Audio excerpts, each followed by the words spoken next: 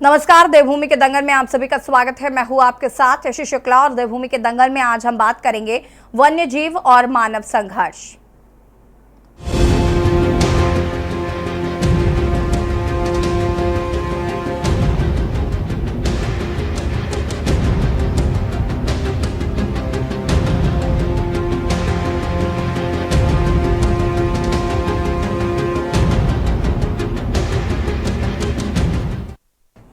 उत्तराखंड में मानव वन्य जीव संघर्ष लगातार बढ़ रहा है। पहाड़ों के बाद मैदानी क्षेत्रों में लगातार जंगली जानवरों का आतंक देखने को मिल रहा है। राजधानी देहरादून में पिछले एक माह से गुलदार की दहशत में लोग जीने को मजबूर हैं। गुलदार ने पहले देहरादून के राजपुर क्षेत्र से एक बच्चे को आंगन से उठाया। इसके बाद फिर देहरादून में दोस्तों के साथ नदी में खेल रहे 12 साल के बच्चे पर गुलदार ने हमला कर दिया। इन दोनों घटनाओं के बाद से लोगों में दहशत देखने को मिल रही है। मुख्यमंत्री धामी ने उत्तराखंड में गुलदार के बढ़ते हमलों को लेकर चिंता जताई है। उन्होंने प्रमुख सचिव वन आर.के. सुधांशु को इस तरह की घटनाओं को रोकने के लिए प्रभावी कार्य योजना बनाने के निर्देश दिए हैं। इन सब के बीच उत्तराखंड सरकार ने वन्य जीवों के हमले के बाद मिलने वाले मुआवजा राशि को भी बढ़ा दिया है। सरकार ने वन्य जीवों के हमले से मौत पर अब 6 लाख रुपए मुआवजा देने का फैसला लिया है।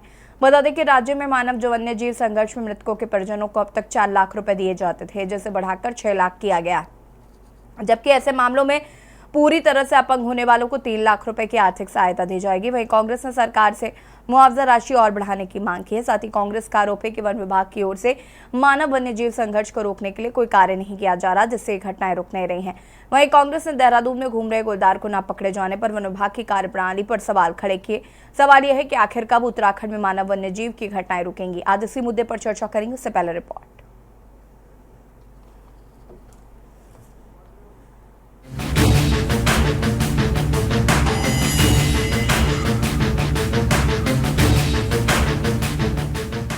देवभूमि उत्तराखंड में मानव और वन्यजीव का संघर्ष लगातार जारी है। आए दिन ये घटनाएं राज्य में देखने को मिल रही हैं। आलम यह है कि अब पहाड़ों के बाद मैदानी क्षेत्रों में भी लगातार जंगली जानवरों का आतंक देखने को मिल रहा है। राजधानी देहरादून में पिछले एक माह से गुलदार की दहशत में लोग जीने को मजबूर हैं। गुलदार ने पहले देहरादून के राजपुर क्षेत्र से एक बच्चे को आंगन से उठाया। इसके बाद फिर देहरादून में दोस्तों के साथ नदी में खेल रहे 12 साल के बच्चे पर गुलदार ने हमला कर दिया। इन दोनों घटनाओं के बाद से लोगों में दहशत देखने को मिल रही है। वहीं वन विभाग के हाथ अब तक खाली हैं। गुलदार को पकड़ने के लिए देहरादून में अब 12 टीमें लगाई जा चुकी हैं। वहीं अब तक वन विभाग द्वारा गुलदार को ना पकड़े जाने पर विपक्ष ने सवाल खड़े किए हैं। लगातार हमारी टीम गश्त पे है। मैंने अभी सुबह डीएफओ मसूरी को बुला के उनसे डिटेल में वार्ता की। कैमरा ट्रैप्स पूरे एरिया में लगे हुए हैं और लगातार हम लोगों से शाम को जाके इंटरेक्ट भी कर रहे हैं, उनको बता रहे हैं कि क्या क्या सावधानी आपको बरतने की ज़रूरत है।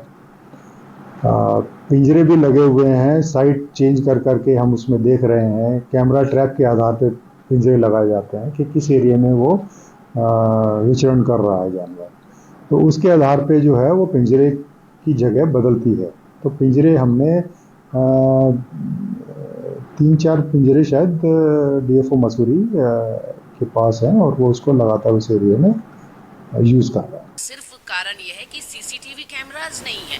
जगह जगह जो सुविधाएं होनी चाहिए वो सुविधा नहीं है। अगर कैमराज होते तो फिर वो गुलदार कहाँ किस दिशा में गया वो पकड़ा जा सकता था, वो उसका चिन्हीकरण हो सकता था।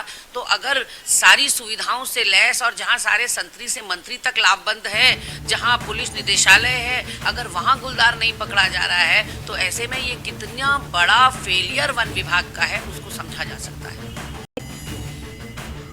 आपको बता दें कि राज्य में लगातार बढ़ रही मानव वन्यजीव संघर्ष की घटनाओं पर सीएम धामी ने चिंता जताई है। उन्होंने कहा कि प्रमुख सचिव वन विभाग सुधांशु को इस तरह की घटनाओं को रोकने के लिए प्रभावी कार्य योजना बनाने के निर्देश दिए जा चुके हैं। इन सब के बीच उत्तराखंड ने वन्यजीवों के हमले के बाद मिलने वाले मुआवजा राशि को बढ़ा भी दिया है। सरकार ने वन्यजीवों के हमले में मौत पर अब 6 लाख रुपए तक का मुआवजा देने का फैसला लिया है। बता दें कि राज्य में मानव वन्य जीव संघर्ष में मृतकों के परिजनों को अब तक 4 लाख रुपए दिए जाते रहे हैं, जिसे बढ़ाकर अब 6 लाख रुपए का मुआवजा दिया जाएगा। वहीं कांग्रेस ने सरकार से मुआवजा राशि को और बढ़ाने की मांग की है, क्योंकि मानव और पशुओं के बीच में संघर्ष बढ़ रहा है, जंगल कम हो रहे हैं और उनकी आबादी भी बढ़ रही है, उनका भोजन समाप्त हो गया, भोजन कम हो रहा है, तो ये संघर्ष मुआवजा राशि बढ़ाई जाने का मैं स्वागत करता हूँ। इसको और कुछ बढ़ाएं, क्योंकि अब महंगाई बहुत बढ़ गई है, 4-5 लाख 6 लाख रुपए कुछ नहीं होता, जिससे कम से कम परिवार अपनी रोजी रोटी के लिए कोई व्यवस्था कर सके, ऐसे इतना कम से कम उसको होना चाहिए। सरकार में माननीय मुख्यमंत्री श्री पुष्कर सिंह धामी जी के कोई भी कार्य को अगर आप देखेंगे तो वो जनता के हित को लेते हुए, जनता के हित को सर्वोपरि मानते हुए ही उन्होंने अभी तक सारे कार्य किए हैं। उसी तरीके से ये जो वन्य जीवों का हमला हुआ है जनता पे, उसको लेकर भी उन्होंने जो मुआवजा राशि बढ़ाई है वो भी काफ़ी सराहनीय रही है और इससे ये साबित होता है कि उन्हें हर किसी की चिंता रही है, चाहे वो कोई भी विभाग हो, कोई भी परेशानी हो जनता की, वो उस चीज़ों को संजीदगी के साथ लेते हैं और उनके साथ खड़े रहते हैं। इस प्रकार से अरण्य खत्म हो रहे हैं, वन खत्म हो रहे हैं और हम धीरे धीरे जानवरों के घरों तक पहुंच गए हैं। तो ये जो आए दिन परिणाम सामने आ रहे हैं, जिसमें हमले देखे जा रहे हैं, बच्चे घायल हो रहे हैं, महिलाएं घायल हो रही हैं, जो हमले जानवरों द्वारा हो रहे हैं, ये इसका मुख्य कारण भी हम ही हैं कि हमने उनके क्षेत्र में अतिक्रमण किया है। मुआवजा बढ़ा देने से मुझे लगता है कि ये चीज़ रुकने वाली नहीं है। सरकार को चाहिए कि वन्य जीवों के पुनर्वास के लिए, वन्य जीवों के खान पान के लिए, उनके जलाशयों के लिए काम करे और वन विभाग इस पर मुस्तैदी से काम करे। जब से सुबोध उनियाल जी मंत्री बने हैं, इस प्रकार की घटनाएं बढ़ी हैं। मुझे लगता है कहीं ना कहीं वन विभाग सो रहा है। कुल मिलाकर उत्तराखंड में मानव वन्य जीव संघर्ष लगातार बढ़ता हुआ दिखाई दे रहा है, जो कि अब चिंता की बात है। वहीं अब पहाड़ों के बाद मैदानी क्षेत्रों में भी लगातार जंगली जानवर लोगों को अपना निशाना बना रहे हैं। वहीं पिछले 1 माह बाद भी गुलदार के ना पकड़े जाने पर लगातार सवाल खड़े हो रहे हैं। खुद मुख्यमंत्री पुष्कर सिंह धामी बढ़ते मानव वन्य जीव संघर्ष पर चिंता जता चुके हैं। ऐसे में क्या वन विभाग अब इस संघर्ष को रोकने की दिशा में कोई काम करेगा या नहीं?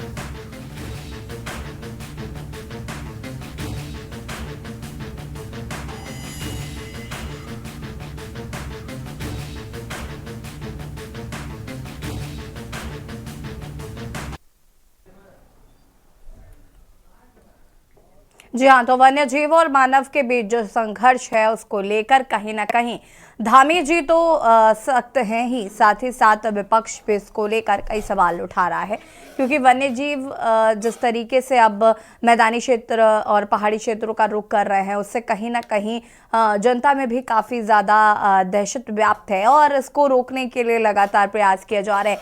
लेकिन जो वन्य कर्मी हैं, क्या वो इस पर काम कर रहे हैं, क्या वो इस ओर ध्यान दे रहे हैं?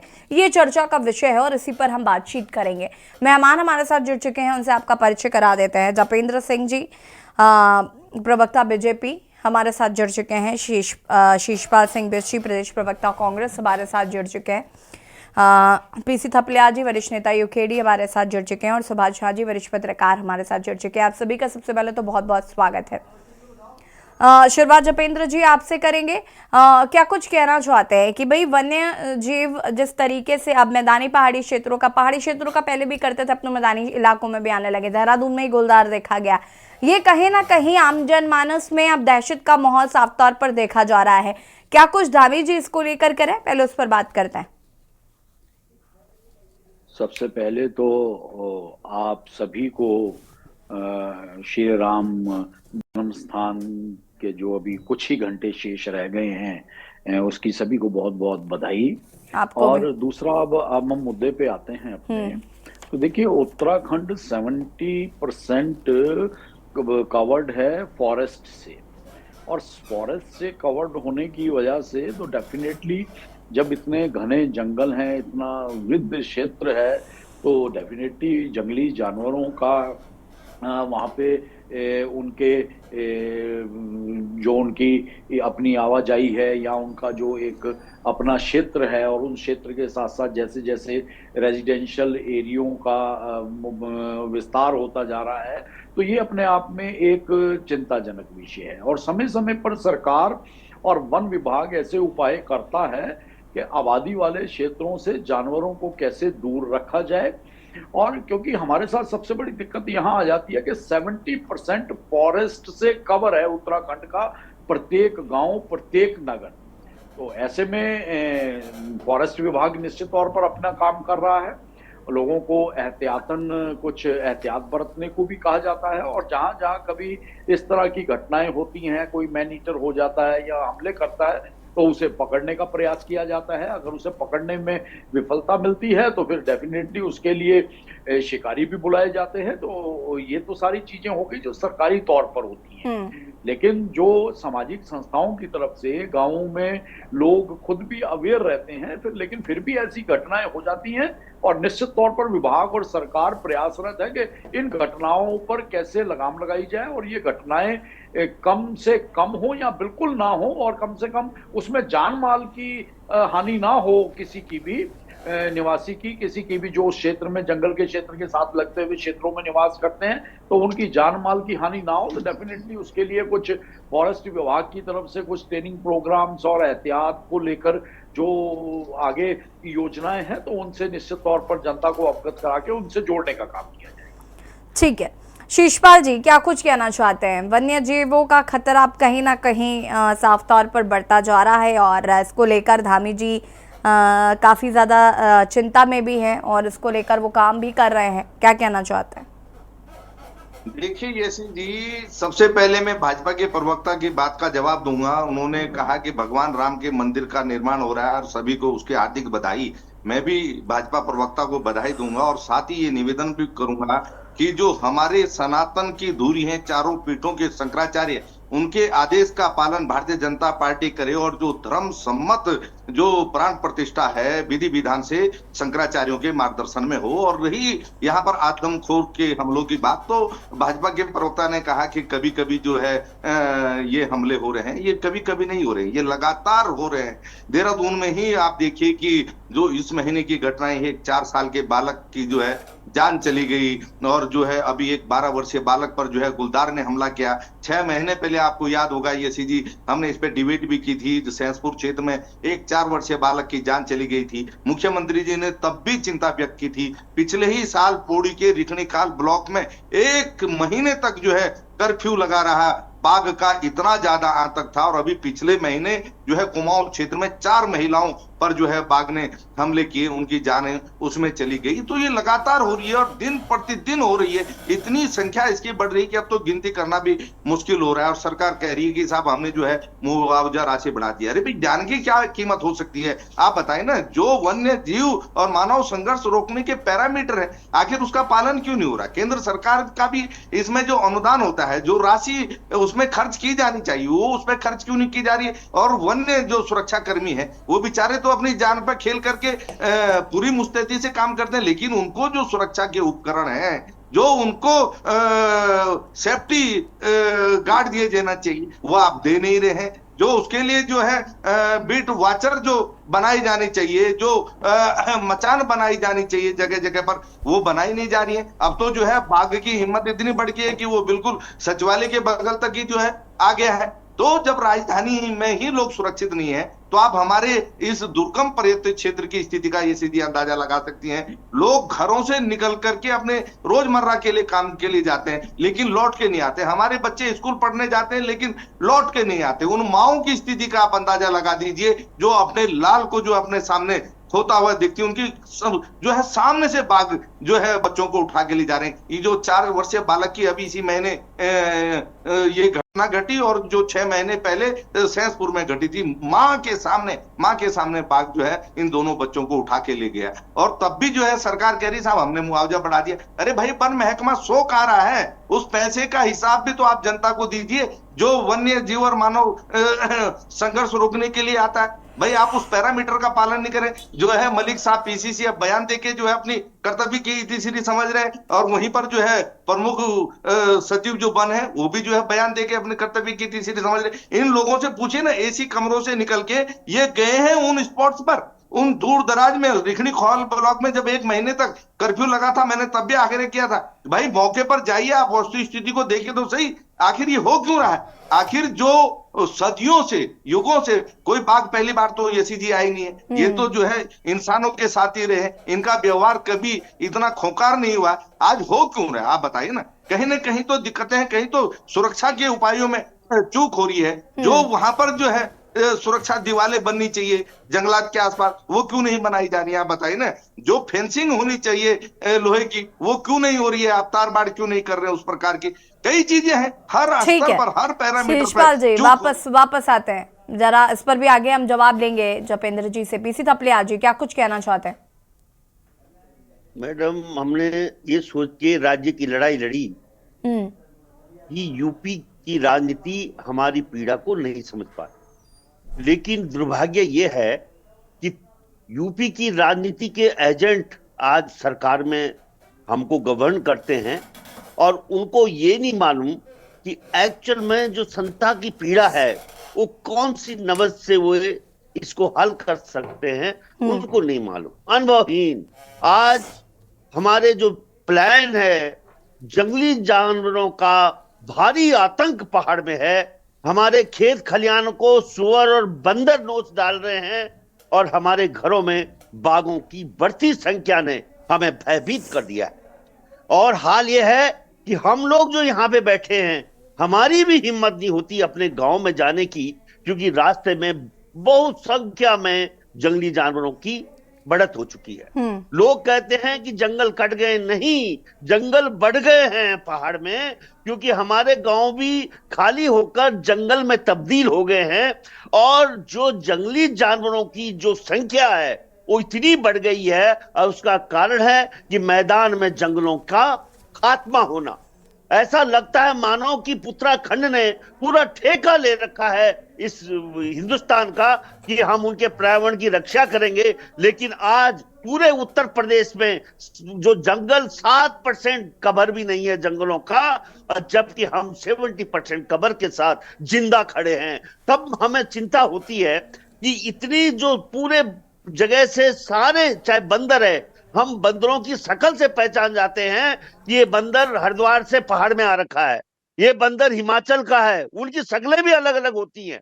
इसी तरह से जानवर जगह जगह से हमारे उत्तराखंड में, क्योंकि उत्तराखंड एक अनाथ राज्य है, यहाँ की राजनीति की सीधा नजर दिल्ली के मठाधीशों की तरफ है, और कभी यूनिफॉर्म सिविल कोड की बात करता है और कभी राममय बना देता है। अभी पूरा उसको कोई नहीं कि कितने लोग मर जाए इन हमलों से, बस राम राम से पूरा जाम हो रखा है मेरा देहरादून। हे भगवान, सद्बुद्धि दो इनको कि राम के मैं से इस पौष के महीने में कोई भी हिंदू ये बड़ा दुख से झेल रहा है इनको कि किस तरह से इस समय पूरा राम में देहरादून बना रखा है, और दूसरी तरफ से बाघ का, गुलदार का हमला आतंकित किया हुआ है इस देहरादून को। हम वहां से भाग के यहाँ आए और हमारे वो पीछे पीछे यहाँ पहुंच गए। मैडम, कितनी नाकाम सरकार है, हम लोगों से जंगल छीन लिए गए हैं। आप उदाहरण देता हूं नहीं तो थपलियाल जी, क्या इसका पूरा दोष आप बीजेपी पर ही मरना चाहते हैं? प्रवक्ता यहाँ पे बैठे हैं और उनके नजदीक में सबसे नजदीक जंगल है यफआरआई का, और यफआरआई की एडमिनिस्ट्रेशन ने लोगों को जंगल में घूमना बंद कर रखा। देखिए इन फॉरेस्ट के लोगों को, इनकी नेगेटिविटी देखिए आप। ये लोग हमको जंगलों में नहीं जाने देते मैडम। जंगलों में जो हमारे रास्ते भी हैं, जो सड़कें भी बननी थी, वो भी ये नहीं करने देते, हमारी सड़कें नहीं बनने देते, हमारे रास्ते बंद कर दे रहे हैं। तो जब रास्ते बंद करेंगे तो जंगली जानवरों का खुलापन, जपेंद्र जी हाथ नीचे कर लीजिए, अभी नहीं। थपलियाल जी वापस आएंगे। उमा सिसोदिया जी हमारे साथ जुड़ चुकी है, आम आदमी पार्टी की प्रवक्ता हैं। बहुत बहुत स्वागत है आपका उमा जी। क्या कुछ कहना चाहती है जो वन्य जीव और जो मानव संघर्ष है जिसका जिक्र किया जा रहा है? देखिए, क्योंकि ये लगातार बढ़ता जा रहा है, दहशत बहुत ज्यादा है लोगों में। और धामी जी, कहीं ना कहीं ये लगातार आ रहा है कि भाई वो प्रयास कर रहे हैं, भले ही वो सफल हो रहे हैं नहीं हो रहे हैं वो बात का विषय है, लेकिन वो प्रयास कर रहे हैं। क्या उनके प्रयास नजर आ रहे हैं?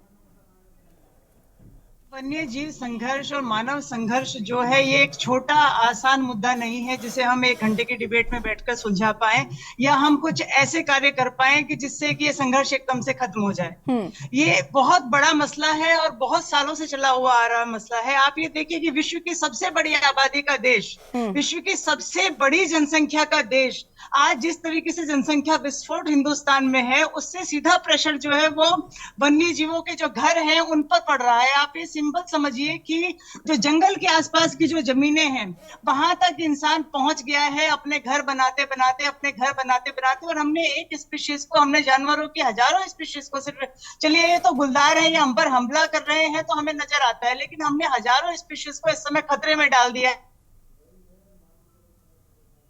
क्योंकि हम उनके घरों के अंदर पहुंच गए, हम उनके घरों के अंदर पहुंच गए हैं। क्या सरकार की कोई पॉलिसी है कि जंगल से कितनी दूर तक मकान होने चाहिए? मैं इस समय विधोली क्षेत्र में हूं और मैं देख रही हूं बिल्कुल जंगल से सटे हुए लोगों के मकान हैं। कोई सरकार की पॉलिसी नहीं है कि पीछे जंगल है बिल्कुल उससे लगे हुए आपके मकान बन रहे हैं और उसके बाद हम कहेंगे कि गुलदार ने हम पर हमला कर दिया। गुलदार ने हम पर हमला नहीं किया, हम गुलदार के घर में घुसे हैं तो वो अपनी रक्षा के लिए हम पर हमला कर रहे हैं, जो कि वाकई में अफसोसनाक है। और सरकार को सबसे पहले तो इन जंगलों के पास जो लोगों ने मकान बनाए हैं या वहां पे जो प्लॉटिंग्स हो रही हैं, जो अवैध प्लॉटिंग वहां पर हो रही है, उन पर सरकार की क्या नकेल कसी जाएगी, सबसे पहले तो सरकार को ये बताना है हम क्यों घुस रहे हैं जंगलों में जाके, हम कैसे अपने जो कृषि भूमि है नहीं या उसमें R3 हो जाती है और किस तरीके से MDDA का खेल जो है इन जमीनों पे चल रहा है वो सबको मालूम है। और हम लोग दोष दे देते हैं गुलदारों को। भाई वो तो जंगली है, उनको नहीं हम समझा सकते। हम मनुष्य हैं, हम विवेकशील हैं, हम खुद को तो समझा सकते हैं कि हमें कहाँ पर मकान बनाने हैं, कहाँ तक आबादी को पहुंचाना है और कहाँ तक आबादी को नहीं पहुंचाना है। सिर्फ 6 लाख रुपए का मुआवजा दे देना या 3 लाख रुपए का मुआवजा दे देना से ज्यादा ना, उसकी माँ से पूछिए। लेकिन सरकार की कोई पॉलिसी नहीं है, सरकार कहीं रोकती नहीं है किसी को। और गरीब जनता जिसकी कोई आवाज, जो एक छोटा प्लॉट बेचारे किसी तरह ले पाते हैं तो वहां पर उनको जमीन सस्ती मिल जाती है। वहां पर जो प्लॉटिंग हो रही है, जो अवैध प्लॉटिंग में कहूंगी जो हो रही है, वहां पर वो लोग मजबूर है प्लॉट खरीदने के लिए। ये बहुत बड़ा मसला है मैम, ये इतने आसानी से सुलझने वाला मसला नहीं है कि धामी जी रोक नहीं रहे हैं। धामी जी क्या करेंगे? धामी जी ने तो कर दिया कि मैं 6 लाख रुपए मुआवजा दे दूंगा मैं, लेकिन धामी जी को जो पॉलिसी बनानी चाहिए, जिसके जिक्र अभी थपलियाल जी ने कहा, पूरे देश के जंगल खत्म हो गए हैं, जानवर कहाँ जाएंगे? जानवर यहीं घुसेंगे आगे उत्तराखंड में, और यही हम लोग झेलने के लिए मजबूर है उन जानवरों के हमलों को। उत्तराखंड की आबादी किस तरीके से बढ़ रही है, सरकार का कोई चेक नहीं है। उत्तराखंड की डेमोग्राफी किस तरीके से चेंज हो रही है, सरकार का कोई चेक नहीं है। उत्तराखंड की आबादी, जब उत्तराखंड बना था तब की आबादी 60-65 लाख और आज की आबादी आप देख लीजिए लगभग 1.25 करोड़, 1 करोड़ 35 लाख से ज्यादा 20 सालों के अंदर। तो हम कहाँ जाएंगे? जंगलों में ही घुसेंगे जाके। तो ये सरकार को सोचने वाली बात। और देवभूमि के दंगल में आज हम बात कर रहे हैं वन्य जीव और मानव संघर्ष। चर्चा इसी पर मेहमान हमारे साथ लगातार बने हुए हैं। सुभाष झा जी का रुख करना चाहेंगे, वरिष्ठ पत्रकार है। सुभाष जी, माफी चाहूंगी काफी देरी से आपके पास आ रही हूँ।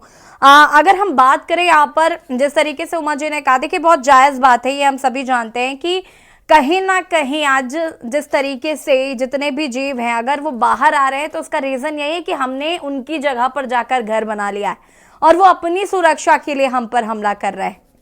लेकिन दूसरी तरफ अगर हम सरकार की बात करें तो उत्तराखंड की अगर हम परिप्रेक्ष्य में बात करें तो सरकार इस पर क्या कर रही है, वन्यकर्मी क्या कर रहे हैं। कई बार ये होता है कि वन्यकर्मियों को फोन करते रह जाते हैं ग्रामीण और वन्यकर्मी अपने क्षेत्र तक नहीं पहुंच पाते हैं, ना हो सकता है वो इग्नोर कर देते हैं इस बात को। तो इस तरीके की चीजें भी लगातार देखने को मिल रही है। इस पर आपका क्या प्रोस्पेक्टिव है?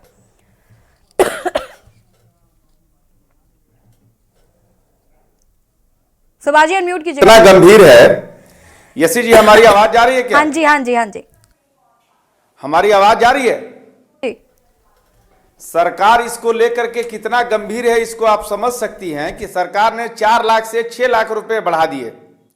इस 6 लाख रुपए से क्या तेंदुआ शिकार करना बंद कर देगा? ये 6 लाख रुपए बढ़ा देने से क्या तेंदुए अपने लोगों का शिकार करना बंद कर देगा? क्या तेंदुआ को लगेगा कि ये खर्चा बढ़ गया है इसलिए वो शिकार ना करे? ये महंगाई की ये मतलब समझिए ये कितना हास्यास्पद निर्णय है। आप मतलब तेंदुआ जैसे ऐसे है कि जैसे कोई रेस्टोरेंट में खाना खाने जाते हो तो खाना महंगा कर दो तो वो कम खाएगा, मतलब यही हुआ ना। सवाल ये उठता है कि आप सुरक्षा के इंतजाम कैसे बढ़ेंगे, इस पर गौर करें। आप इस पे गौर करें कि तेंदुआ अपने भोजन के लिए जंगल से शहर तक आ गया। जंगलों से इस मसले को समझिए। ये हमारी बहन उमा सिसोदिया ने ठीक कहा कि 1 घंटे का मसला नहीं है। आप समझिए ये कितना हास्यास्पद निर्णय है। जैसे कोई रेस्टोरेंट में खाना खाने जाता हो तो 100 रुपए से 150 रुपए प्लेट बढ़ा दो, इसलिए क्या वो कम खाएगा?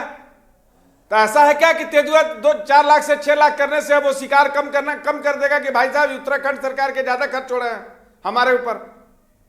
ऐसा नहीं है। ये सीधा मसला ये है कि यहाँ कैमरे जितने हैं जंगलों में, वो कैमरे काम नहीं कर रहे हैं। आपके पास वन विभाग में जितनी रिक्त पद हैं वो भरे नहीं जा रहे हैं।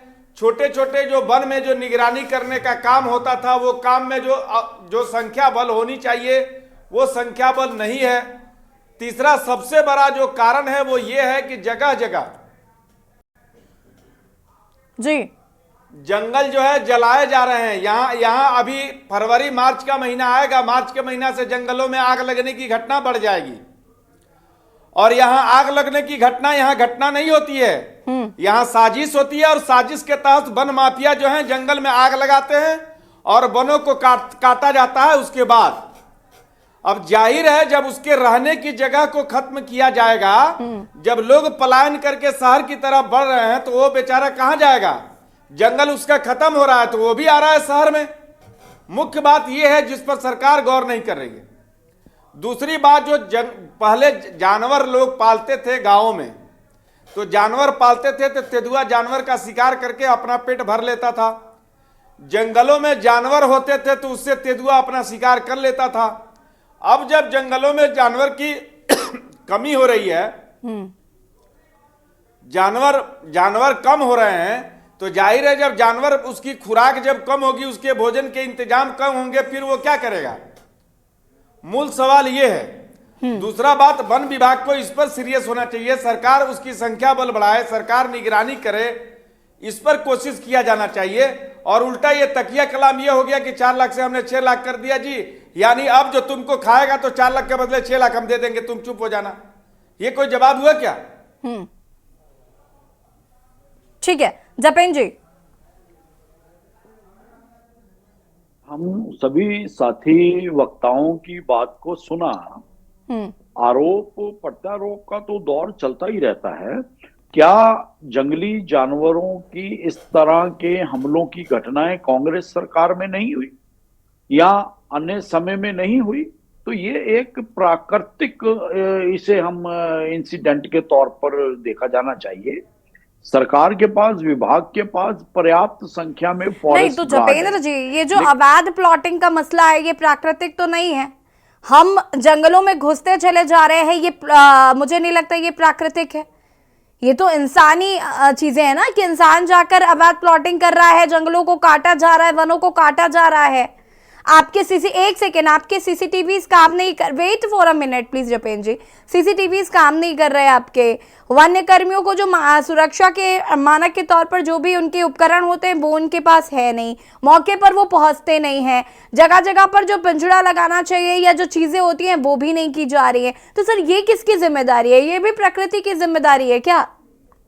यशी जी, सब किया जाता है। पर्याप्त संख्या में स्टाफ है, उपकरण हैं, उन्हें सुविधाएं दी जाती हैं। आज अगर सरकार जंगल के किनारे की भूमि में भूमिधर के रहने और बसने में रोक लगा देती है तो यही विपक्षी दल हल्ला मचाएंगे कि भाई हर व्यक्ति शहर में आके तो जमीन खरीद ही नहीं सकता। तो अगर उसके पास जंगल के किनारे जमीन है तो उसने कौन सा गलती कर दी? उसकी जमीन है, वो अगर बना के रहना चाह रहा है तो उसे रहने दिया जाए। तो ये तो वो समस्याएं होगी जो राजनीतिक रूप से विपक्ष के पसंदीदा विषय हैं, लेकिन हम उन पे नहीं जाएंगे। अगर हम उन पे बहस करने लग जाएंगे तो ये बहस जो है निरर्थक हो जाएगी। तो हम नहीं चाहते कि इसका सार्थक स्वरूप निकलकर सामने आए। सरकार की, विभाग की कार्यप्रणाली जो है वो जनता समझने का प्रयास करे आपके माध्यम से। तो पर्याप्त फॉरेस्ट गार्ड भी हैं, अब रही मुआवजे की बात, तो मुआवजा इसलिए बढ़ाया गया कि जनता के बीच में से ही आवाज थी कि भाई ये घायलों को या जहां हानि हो जाती है तो ये मुआवजा पर्याप्त नहीं है, तो सरकार ने बड़ा दिल दिखाते हुए वो मुआवजा बढ़ा दिया माननीय मुख्यमंत्री जी ने। अब इसका मतलब ये तो है नहीं कि विभागीय कर्मचारियों को लेकर या नीतियों को लेकर हम सरकार हाथ पे हाथ रख के बैठी है या विभाग काम नहीं कर रहे। हाँ ठीक है, कहीं चूक हो सकती है, मान सकते हैं। बहुत हृदय विदारक घटनाएं हुई हैं, किसी माँ के सामने से जानवर उसका बच्चा उठा के ले जाए तो ये इस दुख को हम महसूस कर सकते हैं, समझ सकते हैं। तो निश्चित तौर पर इन्हीं सभी चीजों को देखते हुए इसी के अंतर्गत निश्चित तौर पर कुछ ठोस योजनाएं बन रही हैं ताकि भविष्य में पूरी तरह से मॉनिटरिंग को और कैसे सख्त किया जाए, विभागीय अधिकारी और स्टाफ फील्ड में किस तरह से ज्यादा समय देकर इन घटनाओं को रोकने का एडवांस में मूवमेंट का पता लगा सकेंगे कि किस तरफ इन जानवरों की मूवमेंट है, उसके आसपास आबादी वाले क्षेत्र कैसे हैं, वहां पहले से कैसे लोगों को चौकन्ना करा जाए, कैसे से क्या उपाय किए जाए। ये तो एक सार्थक प्रयास है सरकार के और विभाग के। लेकिन अगर विपक्ष इसमें से नहीं जपेंद्र जी, आपके ये सार्थक प्रयास नजर नहीं आ रहे, यही तो समस्या है ना। अगर आपके ये सार्थक प्रयास नजर आए तो सवाल ही किस बात का। हमने कहा ना कि अगर कहीं कोई अगर कमी चूक विभाग की रह गई तो निश्चित तौर पर उन्हें देखा जाता है, एक्शन भी लिए जाते हैं और भविष्य में आधिकारिक तौर पर सरकार पूरी तरह से ध्यान रखती है कि इन चीजों को, इन घटनाओं को रोकने की दिशा में विभागों को कैसे चुस्त दुरुस्त बनाया जा सके और जान माल की हानि को कैसे कम किया जा सके या बिल्कुल बंद किया जा सके। तो निश्चित तौर पर सरकार और माननीय मुख्यमंत्री इसमें संवेदनशीलता के साथ काम आगे बढ़ा रहे हैं। ठीक है, शीशपाल जी। देखिए यशी जी, अगर आप उत्तराखंड को समझती हैं, जैसा कि थपलियाल जी ने पहले भी कहा कि हमारा जो प्रदेश है वो 70% से ज्यादा वनों से आच्छादित प्रदेश है और यहाँ पर सदियों से, युगों से लोग रह रहे हैं और यहाँ ग्राम पंचायत के साथ साथ वन पंचायत का भी प्रावधान लंबे समय तक रहा है। और जो वन पंचायतें थी वो जो है इस सारी व्यवस्थाओं को देखती थी, किस तरीके से मानव और वन्य जीव संघर्ष को रोका जाए, वनों के अवैध कटानों को रोका जाए। आज की डेट में वन पंचायतें समाप्त है, उनको जो है पुनर्जीवित करने के लिए कोई प्रयास ही नहीं हो रहे हैं। ये लंबे समय से जो मांग है, ये जो सारा मामला है ये सीधे सीधे जो है भ्रष्टाचार का मामला है, क्योंकि केंद्र की भी बड़ी फंडिंग इसमें होती है, राज्य सरकार का भी बजट है कि किस तरीके से वन्य जीव और मानव संघर्ष को रोका जाए। लापरवाही हो रही है विभागीय स्तर पर, जैसा मैंने पहले भी आपको कहा, साफ तौर पे कह रहा हूं कि आप बाइट कर लीजिए जो वन्य सुरक्षा कर्मी है कि उनको जो है सेफ्टी गार्ड मिल रहे हैं क्या, उनको सुरक्षा के उपकरण मिल रहे हैं क्या, जहां पर जो है बीट वॉचर की जो है वो बननी चाहिए, मचान बननी चाहिए, वहां पर बनी हुई है क्या। वो बेचारे अपनी जान बचाएं या दूसरे की जान बचाएं, उनको अपनी जान के खुद लाले पड़े हुए। तो ये जो विभागीय भ्रष्टाचार है ये अब चरम पर है। और भाई मैंने पहले भी कहा कि प्रमुख सचिव हैं या जो ये पीसीसी है, मुख्य वन संरक्षक हैं, इन्होंने कितना जो है पहाड़ में, पर्वतीय क्षेत्रों में, दूर दराज में वन क्षेत्र का और जो है जहां पर आबादी के क्षेत्र का दौरा किया, कहां पर उन्होंने जो है उन क्षेत्रों को चिन्हित किया, उन पॉइंटों को चिन्हित किया जहां से जो है वन्य जीव जो है मानव बस्तियों में आ रहे हैं और जो है वो लगातार जो है इंसानों को अपने हमले का शिकार बना रहे हैं। तो ये तो लगातार पूरे प्रदेश की समस्या है, ये अल्मोड़ा की भी समस्या है, ये पिथौरागढ़ की भी समस्या है, चमोली की भी है, रुद्रप्रयाग की भी है, पौड़ी की भी है, अब तो राजधानी देहरादून में भी आप, हल्द्वानी में आप देख लीजिए, लगातार यही समस्या है। तो इस समस्या का सरकार सही तरीके से आकलन नहीं कर रही है। इसके लिए समुचित जो है आपको उपाय जो है अपनाने पड़ेंगे और यशी जी कोई नई नीति बनाने की आवश्यकता नहीं, पहले से नीति बनी हुई है। यह है कि लापरवाही हो रही है। अगर आप सेफ्टी मीटर का सही तरीके से अगर पालन करें तो निश्चित तौर पर आपको इस तरीके की घटनाएं देखने को नहीं मिलेंगी। लेकिन क्योंकि अधिकारी एसी कमरों से बाहर निकलने के लिए तैयार नहीं है, मंत्री अपने जो है ठीक है जपेन जी, एसी कमरों से बाहर निकलने के लिए तैयार नहीं है। हाँ रुकेगा जी शीशपाल जी, जपेन जी, आप जो है जपेन जी जी, शीशपाल जी आप जरा थोड़ा सा ये खुलासा करें कि ये सेफ्टी पैरामीटर क्या है, ये सेफ्टी पैरामीटर की थोड़ी सी व्याख्या कीजिएगा। देखिए कुंवर साहब, आप मेरे ख्याल में बाद में डिबेट में जुड़ रहे, मैंने पहले अपने भाग में पहले साफ कर चुका हूं कि जो भी आप बोलिए सुरक्षा दीवार बननी चाहिए, जाली जो की फेंसिंग जो बस्तियों के पास लगनी चाहिए, जो आपको जो है वन्य जीव जिसे बस्तियों में ना आ सके, जो बीट वॉचर के लिए जो सुरक्षा के उपकरण होने चाहिए, जो हथियार उसके पास होने चाहिए, वो है कि आप बताएं ना। सेफ्टी गार्ड है आपके फॉरेस्ट गार्ड के पास और जो वन्य सुरक्षा कर्मी जो गार्ड है वहां पर किसी के पास नहीं है। सारे जो है आपके मंत्री और अधिकारी डकार ले रहे हैं उस फंड को, तो कहां से जो है आप उन पैरामीटर पे काम कर रहे हैं? आप तो लोगों की जान जा रही है, आप बोल रहे हैं। हमने तो पहले भी जो है मुआवजे की जहां तक बात है ऐसी जी, हमने तो कहा कि 25 लाख रुपए कम से कम मुआवजे की राशि होनी चाहिए जान जाने पर। आप कह रहे हैं कि आप जो है 2 और 4 का पाड़ा पड़ रहे हैं, तो लगातार आप जो है लापरवाही कर रहे हैं। वन पंचायतों को पुनर्जीवित कीजिए, वन पंचायतों को पुनर्जीवित करके सशक्त बनाइए और देखिए उसके परिणाम निकलेंगे। करने का काम बंद करें। सरकार अपना काम करती है, विभाग अपना काम करते हैं, सेफ्टी पैरामीटर्स के ऊपर आप जंगलों में आग लगाइए, आप जो है अवैध रूप से वनों को कटाइए, शेरों की जगह वन माफिया घुस गए वहां आपके मंत्रियों के इशारे पर। Sheeshpal ji wait for a minute please, ऐसे डिबेट नहीं होगी। अवैध कटान हो रहा था वहां पर, क्या कार्रवाई भी? थपलियाल जी जी विपिन जी रुकिएगा, क्या कहना? हमारे जो प्राकृतिक संसाधन है उसमें सबसे धनी हम इसी जंगलों के थे, लेकिन जंगल भी आज माफियों की भेंट चढ़ गए हैं और रेत बजरी सब जितना भी हमारा संसाधन है सब माफिया परस्त राजनीति ने अपने कब्जे में ले लिया है। दूसरा दुर्भाग्य हमारा ऐसा है कि हम दिल्ली के नजदीक हैं और जो भेड़िए के रूप में जानवर एक गेस्ट के रूप में यहाँ आ रहे हैं, उनको हैंडल करने के लिए विभाग कम पड़ गया है। आपने देखा होगा कि आज वन विभाग जिसने कि लोगों को बचाव करना था, वो उन भेड़ियों की आवाजाही में जंगलों में गेस्ट हाउस में, मैं खुद साक्षी हूं इस चीज का। और इससे बड़ा साक्ष्य क्या होगा आपको कि जंगल में बना वनांतर आज वहां पे जिस भेड़िया ने अपना धावा बोला उसका नाम अंकिता की मम्मी ने बता भी दिया, उसके बाद भी उसके कॉल रिकॉर्ड नहीं खंगाले जा रहे। इससे बड़ा सबूत क्या चाहिए हमें कि किस तरह से ये लोग इतनी बड़ी संख्या में, इतने बड़े गेस्ट, इतना बड़ा अलमा कांग्रेस का पास नहीं था।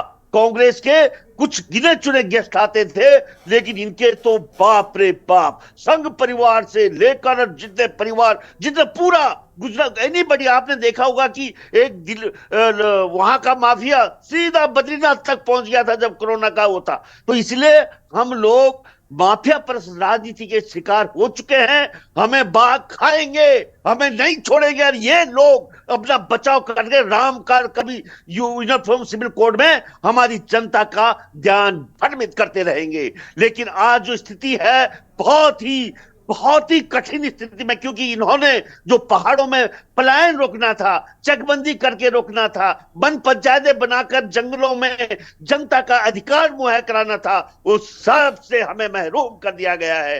हम विवश हैं होटलों में काम करने के लिए, हम विवश हैं इनके यहाँ पे नौकरी झाड़ू मारने के लिए। मैडम, खत्म हो गया मेरा राज्य, खत्म। इन लोगों ने बर्बाद करके रख दिया। ठीक है थपलियाल जी, सारे संसाधन आप देखिए, इवन जो ट्रॉलीज लग रही हैं सारे वहां पे, उसको भी इन्होंने अडानी को दे दिया ऑपरेट करने के लिए। थपलियाल जी वापस आते हैं। उमा जी सुन पा रही हैं आप? मैडम हद कर दी है, कहीं का नहीं छोड़ा हमें। उमा जी सुन पा रही हैं?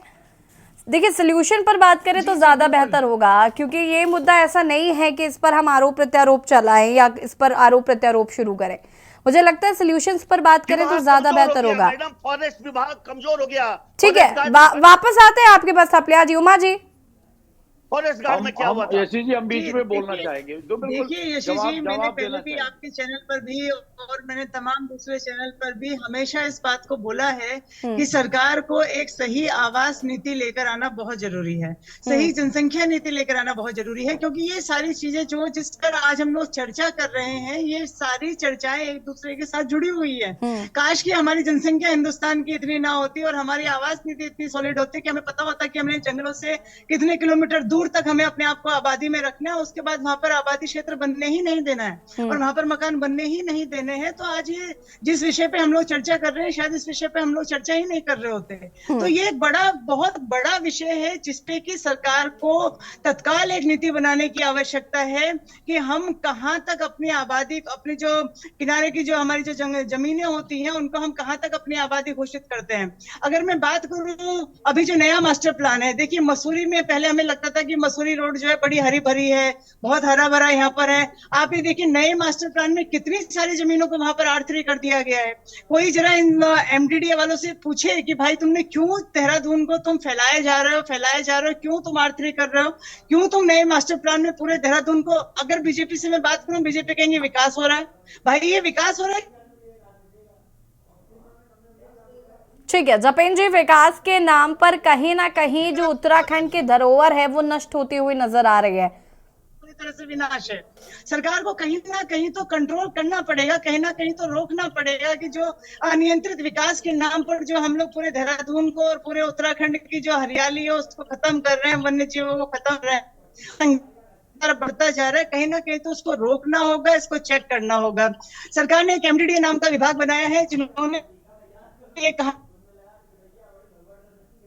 ध्यान दिलाना चाहती हूँ यशी जी, आज उन फ्लैट्स की क्या स्थिति है, सरकार की जो योजनाएं हैं उनकी क्या स्थिति है। आप कंडोली की तरफ आकर देखिए, देहरादून में जो यहाँ पर एकता विहार में जो फ्लैट्स बने हुए हैं इनके MDDA वालों के सारे बिल्कुल ऐसे लगते हैं देखने में जैसे 50 साल पुराने फ्लैट्स होंगे। कोई उनमें जो मटेरियल लगाया गया है वो इतना खराब स्थिति का लगाया गया है, इतना भ्रष्टाचार इस विभाग में है। आप एक सही नीति बनाइए, जो प्राइवेट बिल्डर्स हैं, जो लोग हैं, उन सब की बैठा के आपको एक सामूहिक जिम्मेदारी तय करनी चाहिए, एक बैठक उनके साथ होनी चाहिए। अगर आप प्राइवेटाइजेशन कर रहे हैं तो आप इस निर्माण कार्य में भी प्राइवेटाइजेशन कीजिए, लेकिन सरकार के कंट्रोल के साथ और ईमानदार कंट्रोल के साथ। मैं उसकी बातें नहीं कर रही हूँ कि आप पैसा खिला दो उसके बाद जो मर्जी आके आप बना दीजिए, जहां तक भी आप चाहे आबादी घोषित करवा लीजिए MDDA में पैसे खिलाकर, जहां तक भी आप चाहे जंगलों को काट दीजिए, एक पेड़ काटिए, एक पेड़ की परमिशन लीजिए, 20 पेड़ काट दीजिए। ये जब तक नहीं रुकेगा तब तक ये वन्य जीव संघर्ष चलता रहेगा। और इसमें सबसे ज्यादा जो इसकी जो जड़ है वो है भ्रष्टाचार। कोई सुनने वाला नहीं है, कहीं कोई कहने सुनने वाला नहीं है। अगर आपके पास पैसा है तो आप जो चाहे जाकर सरकारी विभागों में आप करा लीजिए।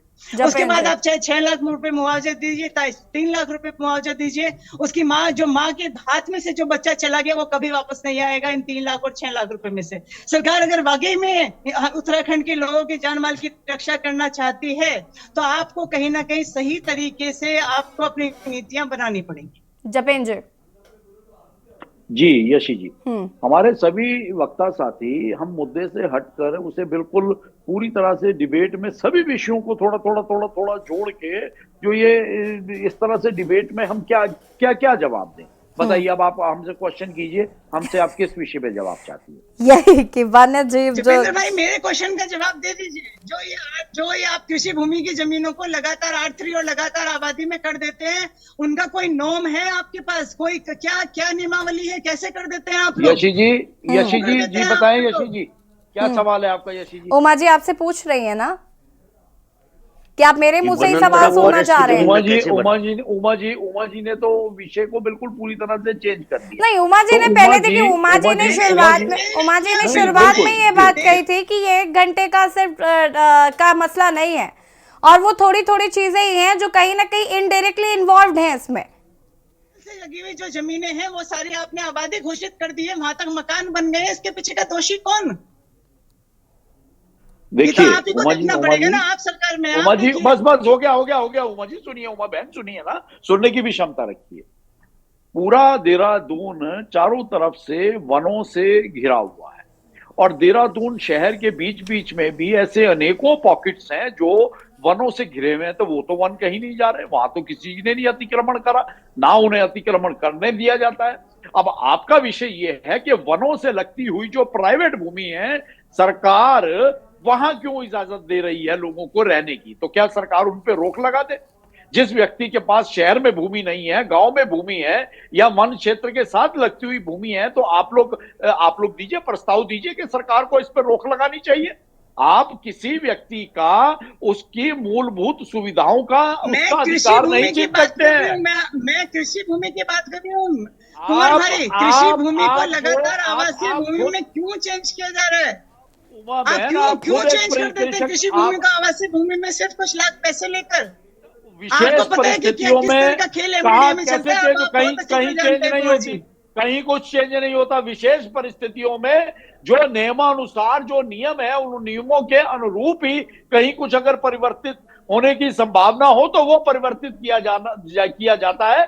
आपके अनेकों साथी, अनेकों पारिवारिक मित्र जंगल के जपेंद्र साथ भाई, लगती आप भूमि में अच्छी घर तरह से बनाकर जानते रह रहे हैं कि हैं, आप देहरादून कैसे में, इनकार कर उत्तराखंड सकते में हैं? अवैध प्लॉटिंग का गोरख धंधा किस तरीके से चल रहा है आप बहुत अच्छी तरह से जानते हैं, बहुत बेहतरीन तरीके से जानते हैं, शायद मेरे से बेहतर आप जानते होंगे। अवैध और किस प्लॉटिंग की तरीके पहले से आप और इस परिभाषा समझिए। अवैध देखिए, प्लॉटिंग में सुनिए और सुनिए, आवासीय भूमि की उमा कृषि बहन भूमि को सुनिए, आवासीय भूमि चेंज करने में उमा किस तरीके से बहन, नेताओं का पैसा लगा सुनिए, हुआ है, ये भी आप अच्छे से जानते हैं। सुनिए सुनिए उमा बहन, सुनिए, ये आपकी आम आदमी पार्टी की सरकार नहीं है कि जहां हर मंत्री और हर विधायक की भ्रष्टाचार में लिप्त हो। ये भारतीय जनता पार्टी की सरकार है। और जहां आपने जिस प्लॉटिंग की बात करी तो उसके लिए नियम, कायदे, कानून होते हैं, उसके लिए विभाग बना होता है। वो इस काम के सर, लिए आपका बना विभाग होता है भी तो काम कि नहीं कर रहा है और आप हमारे- विभाग के लिए काम नहीं कर रहे हैं। फर्क तो यही, इसी बार तो हम चर्चा कर रहे हैं ना। सुन तो लीजिए ना। अब आप एक तरफ कहती हैं, आप उमा जी की बात का जवाब दीजिए। जपेंद्र फिर जी, उनके ठीक है, बाद उनके don't try उनके to 10 be तरह over के smart, सवाल हैं, please. तो हमें 10 जवाब भी तो देने दीजिए ना। हम Don't कहाँ try पीछे to हट be रहे हैं? over smart. हम कहाँ रुक रहे हैं? हमें जवाब तो देने दीजिए। ठीक है। देखिए, विभाग बने होते हैं प्लॉटिंग को रोकने के लिए, पहले हमें ये समझना। बहुत फटाफट अपनी बात को पूरा करेगा जपेंद्र जी, वक्त कम है। जो उपभोक्ता अवैध तरीके से प्लॉटिंग कर रहा है, नियमों के अनुरूप नहीं चल रहा है, तो उसके लिए विभाग बने हुए हैं। वहां नियम है कि अगर आपको कितनी चौड़ी सड़क होनी चाहिए, क्या क्या सुविधाएं होनी चाहिए, रिहायशी इलाके में अगर आप किसी विस्तार कर रहे हैं तो वहां किन किन नियमों, कैदों का और किन सुविधाओं का ध्यान रख के आपको ये काम कर रहे हैं, उसके लिए विभाग अपने काम करते हैं और निश्चित तौर पर करते हैं। लेकिन अगर कहीं इस तरह की घटनाएं होती हैं तो विभाग रोकने का भी काम करता है और रोकने के बाद उन अवैध प्लॉटिंग्स को बंद भी किया जाता है। रोज अखबारों में खबरें छपती हैं। लेकिन हमारे विपक्षी साथियों को पता नहीं क्यों भारतीय जनता पार्टी की सरकार से इतनी एलर्जी है कि इन्हें भारतीय जनता पार्टी के अच्छे काम नजर चलिए नहीं ठीक है आते। जपेंद्र जी, सभी सवालों के जवाब लेने का वक्त मेरे पास फिलहाल नहीं है और हम उम्मीद करते हैं कि इसका सोल्यूशन जल्द से जल्द सरकार देगी। सुभाष जी का रुख कर लेते हैं। सुभाष जी, अंतिम प्रतिक्रिया इस मसले पर आपकी लूंगी मैं। देखिए, बड़ी सीधी बात है, सरकार अपनी मशीनरी बनाए, कैमरों को ठीक करे, उसके बाद अवैध प्लॉटिंग जो है वन विभाग के इर्द गिर्द जो लोग बस रहे हैं उस बसाव को रोकने का उपाय सोचे, तभी जाकर के ये रुकेगा। नहीं तो फिर ऐसी घटनाएं आए दिन होती रहेंगी। आप सभी का बहुत बहुत शुक्रिया चर्चा में शामिल होने के लिए। और देवभूमि के दंगल में आज हम बात कर रहे थे मानव संघर्ष और वन्यजीव के बीच जो चल रहा है वो कहीं ना कहीं लगातार खतरे की ओर इशारा कर रहा है। इस पर सरकार काम कर रही है, मुआवजा राशि बढ़ा दी गई है, लेकिन जो बेसिक चीजें हैं या जिन पर ध्यान देने की जरूरत है उन पर सरकार कब ध्यान देगी ये देखना होगा। देवभूमि के दंगल में फिलहाल इतना ही। देखते रहिए के न्यूज़ इंडिया। नमस्कार।